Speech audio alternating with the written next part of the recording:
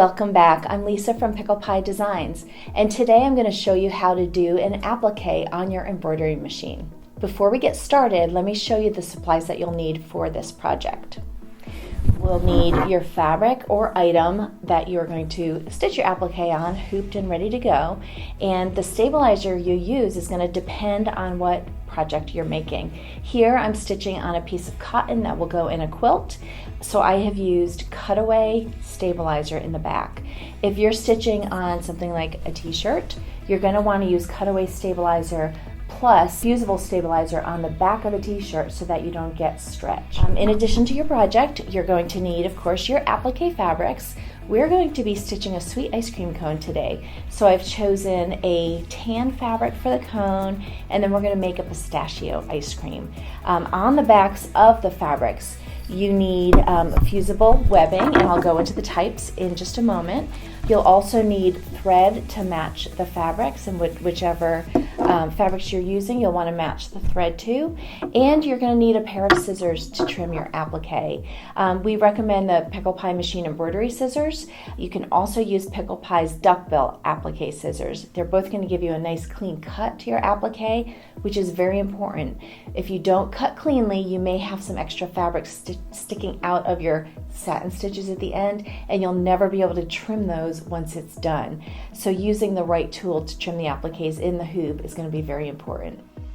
Okay, so I'm going to talk about fusible webbing.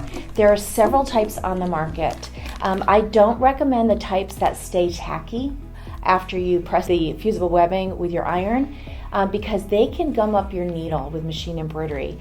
And when you're embroidering on a machine, that needle is moving up and down very fast, and it's creating a lot of heat. You don't notice it, but in your machine and on your needle, it's creating a lot of heat.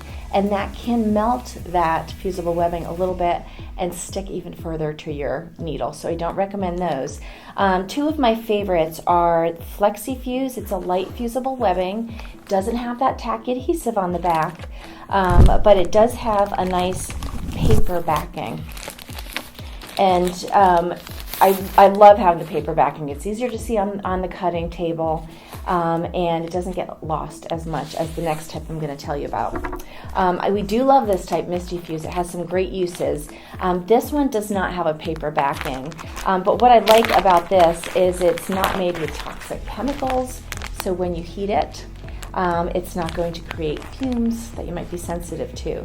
You can see the web of glue on this, and it's very, very lightweight, and that will not gum up your needle either.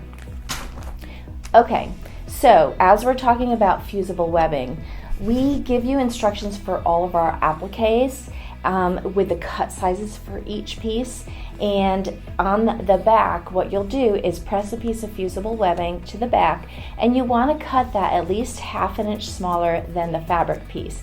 And you'll see here that there's a nice border around. And the benefit of doing it that way is if you have a piece of fusible webbing that is the exact same size as your fabric, when you press it to the back, there's a chance that you're going to have some slippage, and that fusible webbing is going to extend past the fabric, and when you touch your iron to that, it's a mess. So if you cut it ½ inch to 1 inch smaller than your fabric, you're going to avoid that and keep your iron nice and clean. Okay, let's talk about some of the fun Pickle Pie projects that have appliques on them. We have a whole line of seasonal coasters with a theme each month. This one happens to be the May theme, and it's a gnome, and you stitch the little applique on the hoop coaster. This has two parts to the applique, his beard and his hat. And today when we stitch the applique, we're going to do a two fabric applique. There are some others that have just one fabric. Those are fast and easy. Here's another example of a two fabric. This one is our All You Need Is Love and a Dog applique. It has some wording as well, but you have the two little dogs in there. Isn't that sweet? This is stitched on a t-shirt, and there's some special rules for stitching on a t-shirt that you can find on our website. We also have several other seasonal projects with appliques, such as our triple panels. Here's the leprechaun for St. Patrick's Day, and he has several applique pieces. I think it's 4 altogether there. But once you know the basics of stitching an applique, you can make these projects. Several of the other projects that we have with appliques, like the seasonal pillows, has an applique on the top and the bottom. And we also have a line of state appliques, which are fun and easy to do. And once you watch this tutorial, you should be very, very comfortable with stitching an applique, so you can do any of the Pickle Pie projects that have appliques. All right, now you know the basics of applique, what you need to get started. So we're gonna go ahead and get started on the machine. So we have our stabilizer and our fabric hooped, and we have the design on the machine. Let's go ahead and get started with stitch sequence 1.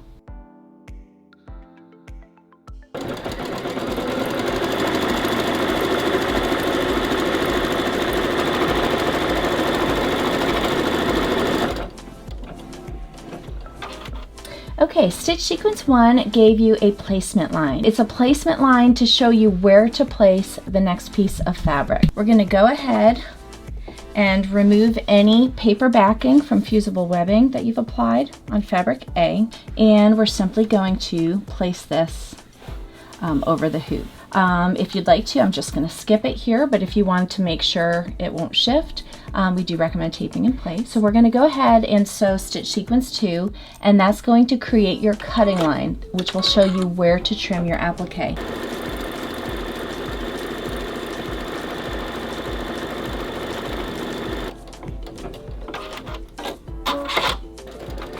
And in this project, it's also going to be creating the cross lines to make up the little cone.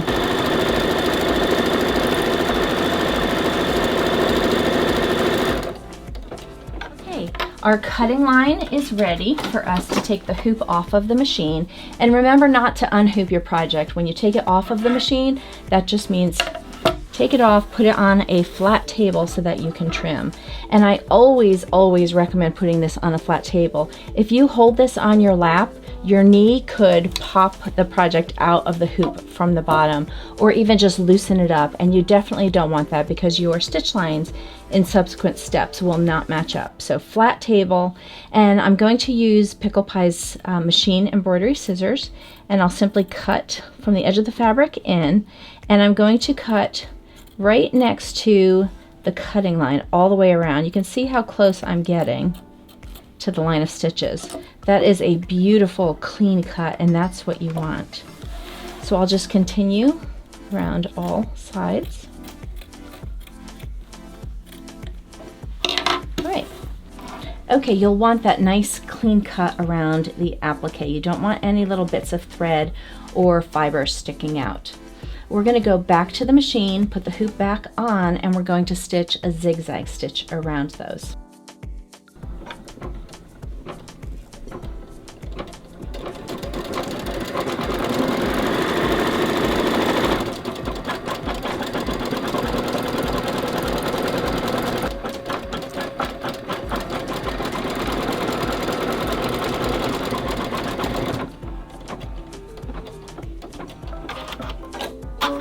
So I want to explain a little something that Pickle Pie does differently than some other companies that do appliques. We separate that zigzag stitch from the satin that goes next. And the reason we separate them out is so that you have a little insurance policy here. You need to check your cutting after the zigzag goes down. If there are any little bits of fibers from the fabric or thread sticking out, now's your chance to snip those before the satin stitch goes down. So we're going to go ahead and put this hoop back on the machine and sew the satin stitch.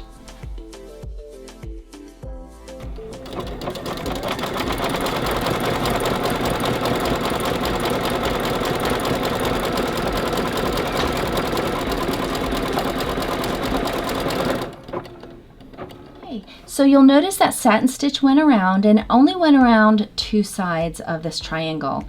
The top edge does not have a satin stitch because we're going to have ice cream that is going to hit over that just slightly, and we don't want a fat satin stitch across there. It'll show through the next piece of fabric. Okay, I've changed to green thread to match my next piece of fabric, and I'm going to sew stitch sequence 5 to stitch a placement line for the fabric.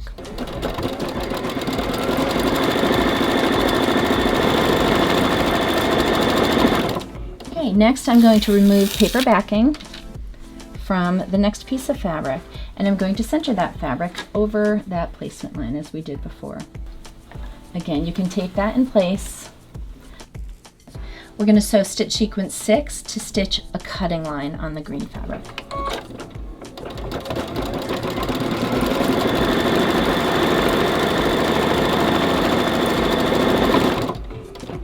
All right, let's take that hoop off the machine.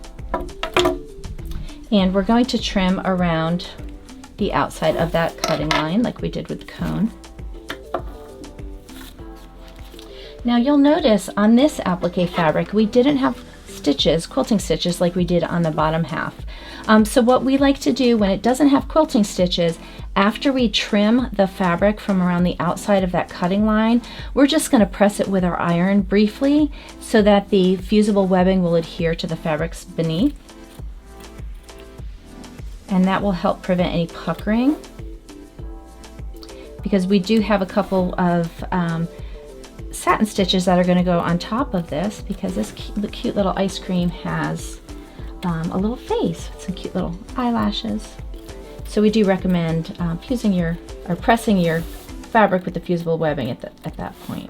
There's no need to press it on with the appliques that have quilting stitches, because those quilting stitches do a good job of preventing any puckering. And just take your time. There's some little tight spots in here because that ice cream just has such a cute little swirl in it. But no worries, once you trim this out, you can see if there's any bits left. And then again, when we do the zigzag stitches, you'll have that insurance policy to trim anything that doesn't, that extends over that. So I'm going to grab my iron real quick. And I would of course put a mat underneath, a wool mat, or put this on an ironing board and just touch the iron to adhere that to the background. Okay, let's go ahead and put the hoop back on the machine and we'll sew the zigzag stitches.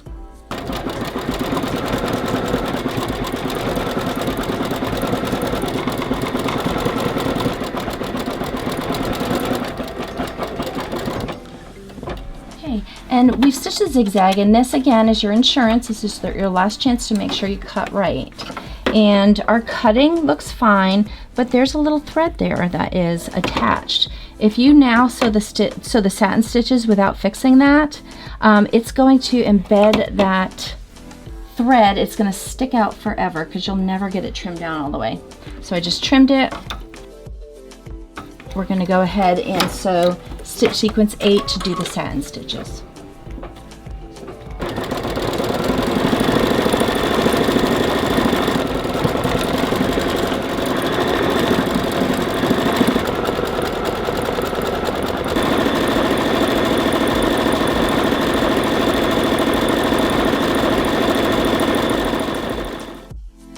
We finished the top part of the ice cream. Now we're going to sew the eyes.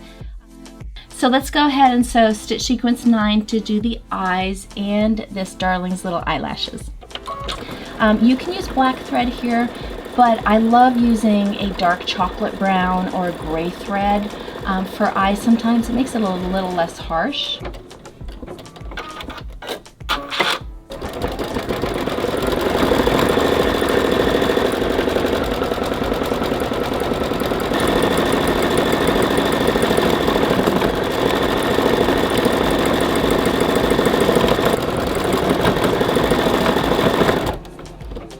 Okay, we have her eyes done. The next stitch sequence is going to do the nose, and that is stitch sequence 10.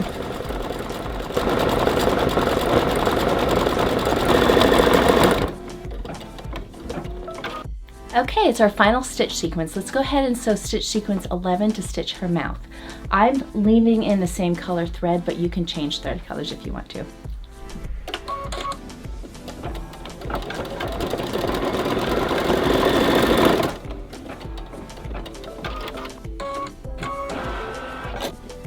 And there's your finished applique. Isn't she sweet? You can find our You Melt Me ice cream appliques and all kinds of other designs with appliques on our website, picklepiedesigns.com. We also have several other video tutorials that you can check out. You find those on our website. If you're an a la mode member, you get those videos absolutely free. We'll see you next time.